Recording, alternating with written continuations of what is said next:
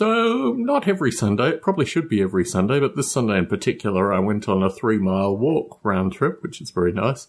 I buy a Starbucks at the end of the destination, or when I reach the destination, more importantly, and then I walk back, and it's always a very good opportunity for the old dying brain to get some oxygen-inflated blood cells rushing to it and ponder what I'm going to record in podcasts this week, because I tend to actually record podcasts this week. Oh, welcome to the Long Funk podcast, by the way. So anyway, this week, one of the topics that has been circulating in my mind, in fact, this has been circulating in my mind for a few weeks, is how the algorithms associated with things like YouTube have failed me. I reflect because it's another year, it's the end of the year, it's the kind of point where one tends to reflect about what things were, where I was a year ago, and I remember very fondly where I was a year ago or the year before that, because I reflect on thinking about being a narrowboater in England. Life couldn't be further away from a narrowboater now, currently. So I don't know, I mean, that fantasy just isn't even part of my general remit anymore. I'm just kind of buckling down and just assuming where I am, associated being in Las Vegas, Nevada for at least the next 3 years, thank you very much, with no reasonable opportunity to move from said haunts and just trying to make the most of the situation. It's a very curious thing coming to a point in one's life and just reflecting and thinking, I haven't actually done anything really of positive note in the past year, but I've survived, and that seems to be where my mindset is. The difficulty I find more than anything is that the algorithms which market me stuff, be it on YouTube or wherever else algorithms market me stuff, or just perspectives actually. I mean, this was the beauty associated with watching narrowboating videos through the COVID period, before actually developing COVID and getting over it and moving on with my life, thank you very much. The idea of going back to England and being on a narrowboat and exploring England through a narrowboat was just such a wonderful way of escaping from the present day, and now no longer really part of my general makeup. So I reflect on what I do see on YouTube currently, which is always very curious. I've talked historically, if people will remember my Stone Out podcast, of being classified as a single Muslim. And periodically YouTube does feel that I'm a Muslim, and it's always very interesting when these things come up because they're certainly very definitive. But just the quality of political narrative that I'm marketed on YouTube, and it's interesting actually because I talk to my father periodically about exactly the same thing, that once you don't fit in with the algorithm kind of goes a little crazy and you start getting marketed a wide variety of curious stuff which really isn't me.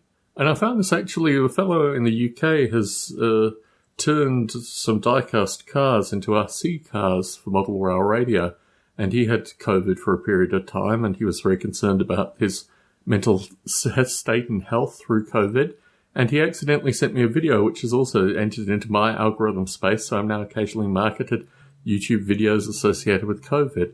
And things like Russell Brand, who was nominally the employer of my friend John Rogers at some period of time.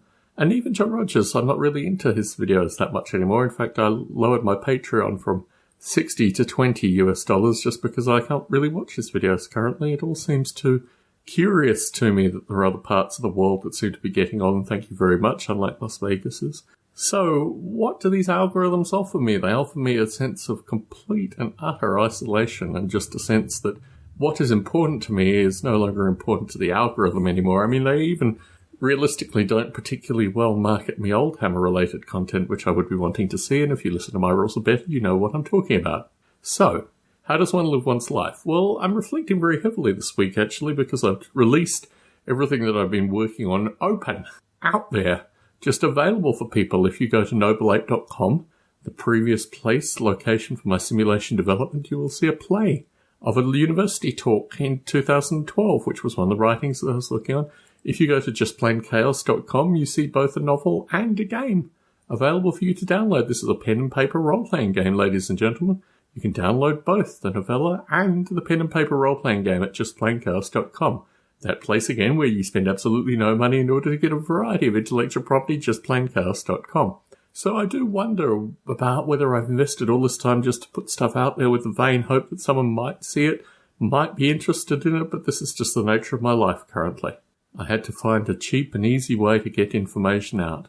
I do reflect, if I do write again, what will I write on? Well, the nihilism, more than just nihilism, the complete, just bizarre nature of contemporary life captures me quite strongly, and maybe should capture me in some writing very similar to what you will find on justplainchaos.com. the novella thereof, or maybe even post that concept. But it does leave me wondering what I'm actually done in the past year in some really profound way. This writing is now just freely available once again. The search algorithms are useless. Absolutely useless. So I do wonder actually what I've done in just putting this writing available. And the idea of putting it out in a physical thing that one can hold in one's hands and, give to people as stocking stuffers for Christmas and these kind of things was the way it was going to be previously. But that really just doesn't bring me any perspective of enjoyment. But if I'm to write again, if I'm to write something nihilistic associated with the contemporary nature of just being, the existential nature of being with algorithms that don't quite understand you and market you very, very curious content indeed, I start to realize actually that the whole nature of being independent politically is completely lost on these algorithms. So they want to force you into either a far-right dogma or a conspiracist theory associated with viruses dogma or all these kind of dogmas which just seem totally and utterly bizarre.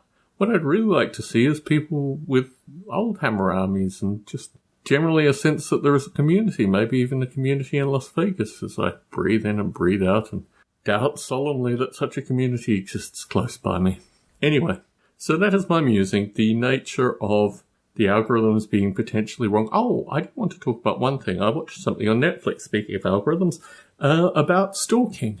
And I reflected on the fact not only had I been stalked, but also I was once accused of being a stalker, which was very curious when I was at university. I think I've recorded in Stone Ape about this at some stage. But anyway, the woman concerned was married and would call me in the evening, and I said to her one time, "It's just stupid for you to be calling me in the evening. You're a married woman, thank you very much. Only Tom would do this kind of thing." There's no note. The whole thing seems kind of curious to me now. But of course she then went on to tell my friends that I was stalking her, which was exactly the opposite of what was happening. She was actually pursuing me and I wasn't interested. Anyway, that's just the nature of these things when they happen. So what happened to Tom? I just had nothing more to do with my friends, which was a very easy thing to do. And then in about 3 to 6 months' time, one of my oldest friends came back to Canberra, Australia, and was told by someone that this thing had happened, and he actually actively protected me. In fact, it's one of the greatest displays of friendship I've ever seen, that this fellow told the person who was telling him that this was the most lunatic thing he'd ever heard and that there was no way that I was a stalker and all this kind of stuff just because I was a quietly spoken, I guess, or somewhat eccentric man who liked to pursue simulation of monkeys, that everyone was like, "Oh yeah, yes, of course, he's got all the stalking traits." Well, no.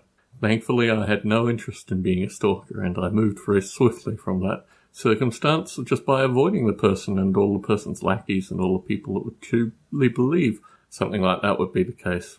Anyway, seeing this on Netflix, I realised that there weren't people smart as I was in these circumstances, and the whole nature of stalking is just horrible. My experience with a stalker was very, very flattening and levelling, and it's interesting actually because the documentary commented that it was 2 points of unwanted contact, which is exactly what I experienced before the fellow concerned drank some methylated spirits and went blind, which is just the nature of most of my fables. Fables being stories, yeah. Anyway, Tom Bartley in Las Vegas, Nevada, signing out.